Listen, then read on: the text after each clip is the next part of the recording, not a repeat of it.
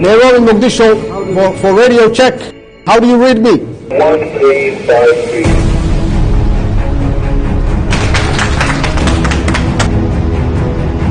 hawadeenna maanta gacanteena ku jirtaa waxay tan qayb ka tahay dadaalka ay dawladdan ay waday haddana maanta kulligeen aan markhaati ka nahay maalintan taariikhiga ah